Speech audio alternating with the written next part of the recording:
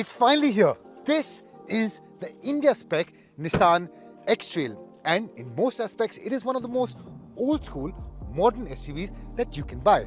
But the version we get, well, kinda makes me happy, kinda makes me sad. Why? Well, stay tuned to the end of the video to find out.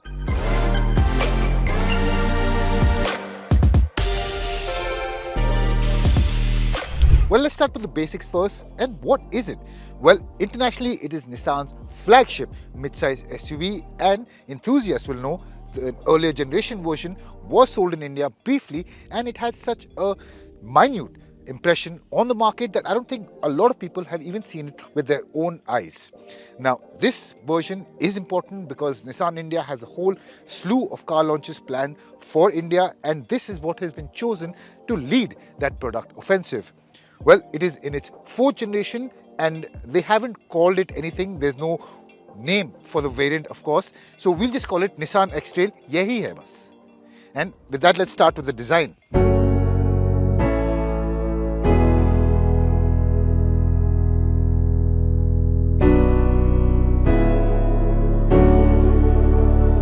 Now, in terms of how it looks, I think the X Trail has brought in a pretty balanced design overall. You get that SUV stance and that look with the modern amenities which make it look really good.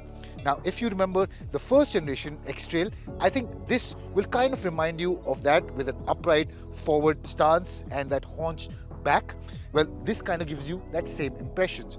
Now, at the front, of course, similar to other Nissan cars which you've seen in the past, you get a V-motion grille.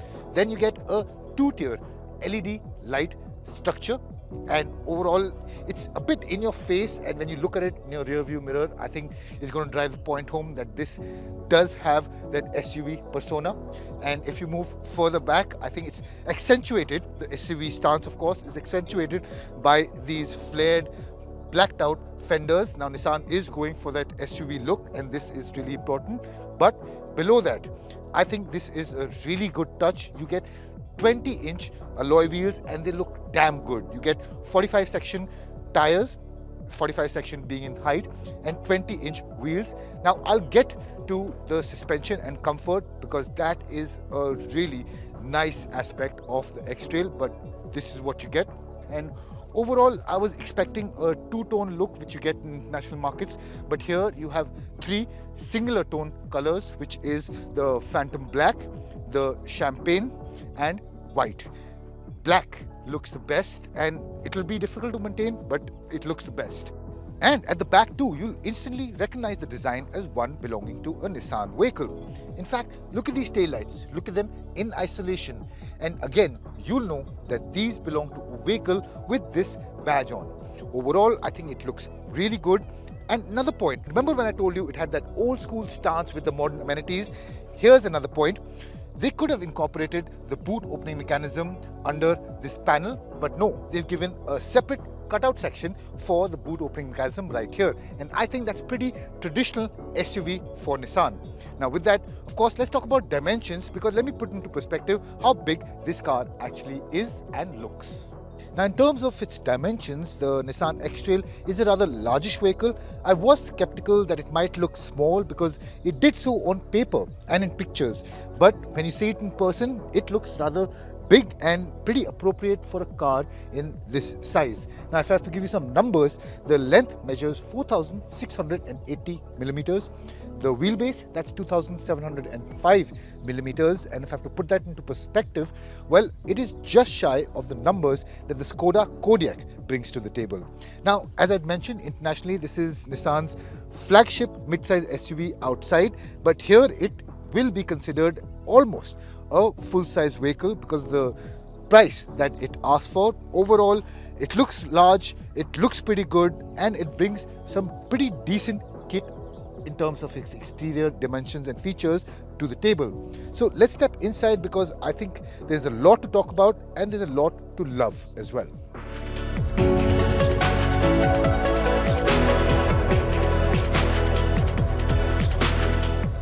Now step inside, and like the outside, here too you have that modernness oozing through the old school design. One thing I really like is the quality of materials and the fit and finish. That is absolutely fantastic. It is absolute a pleasure to be inside this vehicle and to be driving this vehicle as well. Now, in the past, Japanese manufacturers like Honda, Toyota, and even Nissan, well, they have really good cabin designs, but they've kind of let you down in terms of the graphics of the screens. But that's not the case over here. The first impressions that you get of this 12-inch instrument cluster is that it looks really good. The graphics are crisp, it's easy to use, and it'll be an absolute pleasure to use while driving as well. However, here in this part of the dashboard, you get two things. One I really like and one I feel lets the car down. The first is the part that lets you down is this 8-inch instrument cluster. Now you'll remember it from vehicles like the Kicks, and there too I felt it was a premium car which could have done with better graphics and a bigger touchscreen. Here it really sends that point home. The graphics are not as crisp and clear as what you would see right beside it with the instrument console and the size. There's something off about that. When you're driving, this really does feel like an eyesore. One of my personal favorites though is the HVAC controls. Yes, you have proper buttons and proper dials. And over that, then in terms of charging possibilities, well, you get a Type A and Type C port. You have wireless charging. You have a large center console, and this is a floating center console. And again, the quality is absolutely fantastic. It doesn't move around. It is absolutely rock solid. This also brings about a whole lot of practicality with the large bottle holders. You get space for storage right beneath it. You get a large openable handrest, and then you have large door pockets as well. So overall, it is a car which has good quality of materials. The fit and finish is fantastic. The practicality is really good. You get the modern amenities. Yes, you have some sore points like the infotainment system, but I think those can be looked over. But things which you can't look over are the fabric seats. In a car of this class, I think they should have given proper leather seats, or at least leather look-alike. Over that, you also don't get electric adjustment for the seat. It is all done manually, and that is again a big disappointment. Now, I'd hate to be the bearer of bad news, but I have one more thing which kind of lets you down, and that's the interior design. It is almost a tritone color, but first and foremost, the colors of the door pads, the three colors which you get in the door pads, don't really match. And this velour looking material, that's something I'd probably find at my grandma's house. I'm not sure, but I don't think it really goes with this vehicle. I think they should have just stuck with the dark brown and dark grey shades. But overall, as I'd mentioned, it is practical, it is well loaded, the fit and finish is fantastic. But another aspect which brings the point home about being practical is the rear seat and its comfort factors.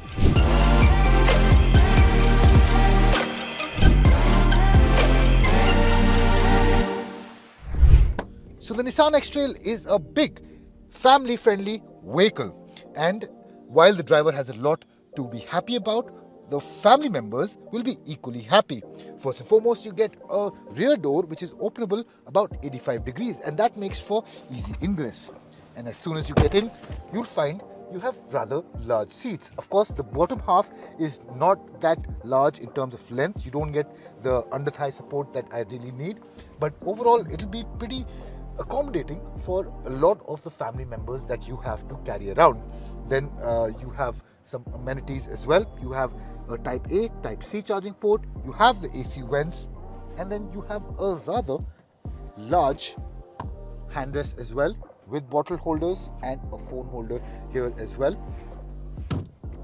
Overall, I think it is a 3-row vehicle, and they could have compromised with the second row, but they haven't. Then over that, while you do have the space, you have a lot of light coming into the vehicle as well. You have large daylight openings. That gives you the feeling of airiness. It comes from the large panoramic sunroof, the large windows. The door pads are not that high, and they give you enough glass surface area to let all the light in. And I think this will accommodate passengers for hundreds of kilometers, multiple hours of driving, and I think they shouldn't complain. Of course, the seat scob or the back area, that is kind of harsh. That's poking me in the back. But as you can see, I have a lot of leg room, a lot of knee room. I'm 5'6" and I have decent headroom as well. And don't even get me started on the shoulder room. There's plenty of it. Now over that, you can also add to the comfort factor because these seats, both the sides, the left and the right, they're highly adjustable. You can adjust the entire position of the seat, front to back, and you also have an option to adjust the angle of the backrest. Now the only point is there's a strap to adjust the backrest angle, but it's hidden between the bottom half of the seat and the door. So sometimes you have to open it in order to pull the straps and adjust it the way you like. That's the only point, but as I told you, it can move front to back on the left and it can move front to back on the right, and over that you can also adjust the angle. So this gives you a lot of different combinations of how you want the luggage placement and the people placement in your car. So overall, the second row is large. The seats are pretty accommodating. Yes, I have some points about the length of the bottom half of the seat, but the comfort is there. You have the large opening of the doors, you have the two Type A and Type C charging port, AC vents, and overall a pretty family friendly vehicle, I'd say. So with that, let's step to the third row, because that's a place where I wouldn't like to be. I don't think the kids would like to be there either.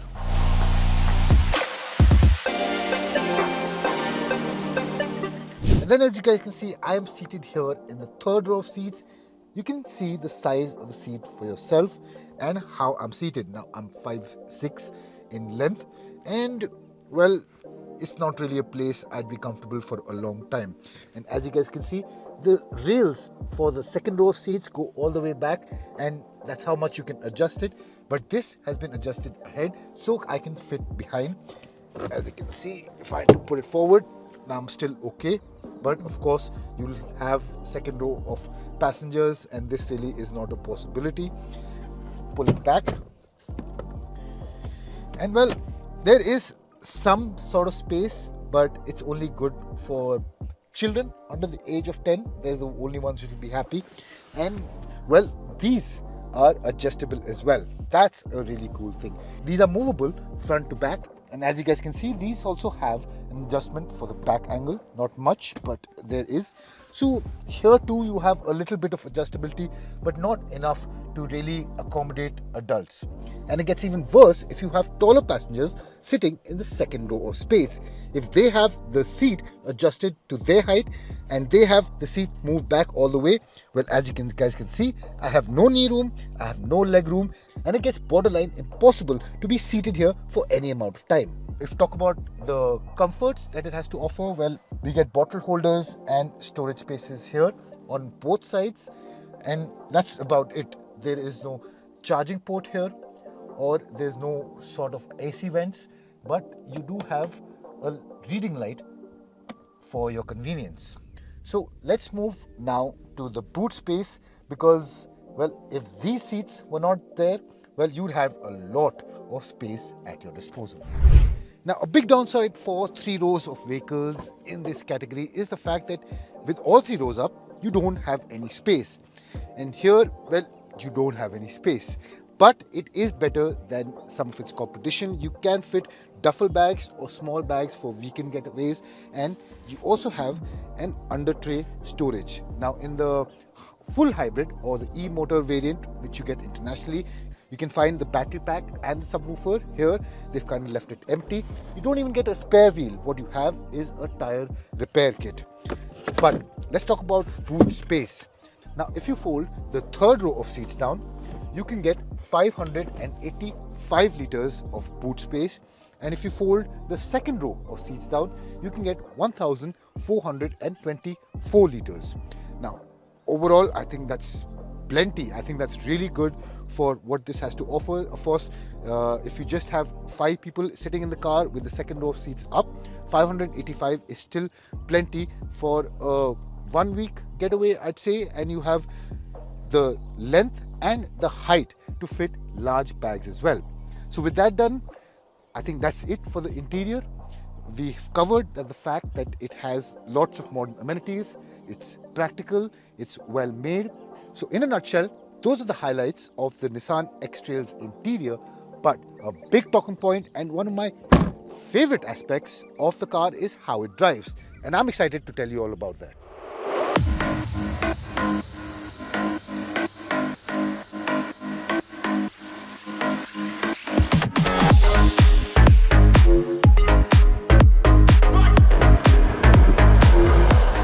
Now, speaking about performance, I'll be honest with you guys. I was expecting Nissan India to get the full hybrid X Trail to India, but what they got instead was the 1.5 litre 3-pot turbo with the mild hybrid system.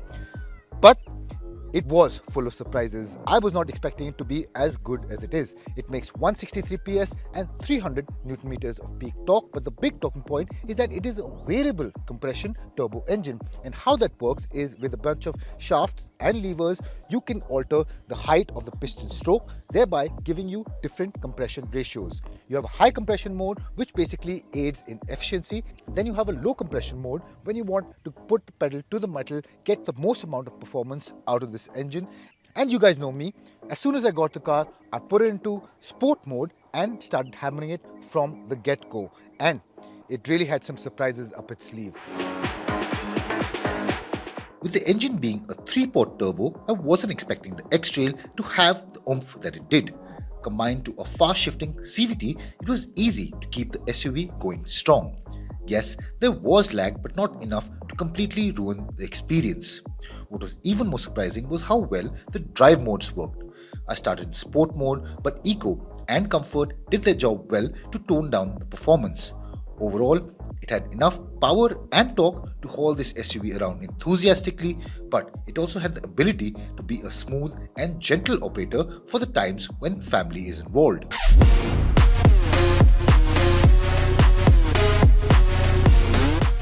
Now, if you talk about handling, the suspension components, well, you get independent struts at the front and you get an independent multi-link suspension at the back. Now, remember when I spoke about being full of surprises? Well, it was in terms of performance and it is in terms of handling as well.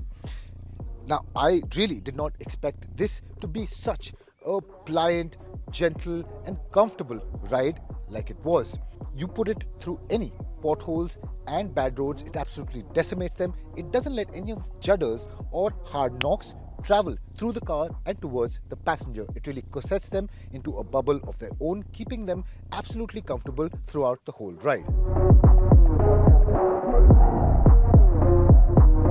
I was guilty of taking the X Trail over speed breakers and bad road patches at higher speeds, and every time we came out of it, it had me impressed at how well it does to absorb those hits and keep its composure despite those large 20-inch alloy wheels. What was equally good was its handling. We also had a few trails to deal with during our shoot, and it soaked it all up in its stride. Back on the road, the steering was well weighted, direct and had decent feedback. Combined with the well-tuned suspension, I was able to chuck it into corners much faster than what an actual X Trail owner would dare to do. And when you do so, it turns in nicely and quickly, indicating that Nissan has done well to set up the suspension balance through all conditions. Like its performance, the handling really did catch me off guard in a positive way. Yeah. So, what do I think of the Nissan X Trail? And to put it in simple words, it's a mixed bag, but I like it. So let's just revise what we learned here today, shall we? Talking about the exterior, it's a largish vehicle. It has a road presence similar to what you get with the Skoda Kodiaq. It has old school SUV stance, but you get modern exterior features. Inside, it's well built, it's well loaded, it's practical, and it has some niggles, but you can get over it in terms of how it drives. It has the power on demand. It's extremely comfortable. Now, the biggest thorn up my backside when it comes to this review is the price. Now, Nissan hasn't revealed it, and until that, it's really hard to give you a definite verdict of where this fits into the food chain of premium SUVs. But if I had to sum up, it's a vehicle which you should definitely look at. It should definitely be one to shortlist if you're in the market for a vehicle around the 35-40 lakh region, because it has a lot going for it. It has the brand, it has the design, the features and the practicality too. And it's really hard to fault this vehicle for what it is. Now the variant which we'll get is the mid-level variant internationally, but here is the only one we'll get. And with that, remember when I told you in the start, I'm happy and sad about this vehicle? Well, happy because it is the variant which will sell in numbers for Nissan India. And sad because it's not the one I was expecting. So this video, I'll leave you with this thought. Be careful with what you wish for, because sometimes you just might get it.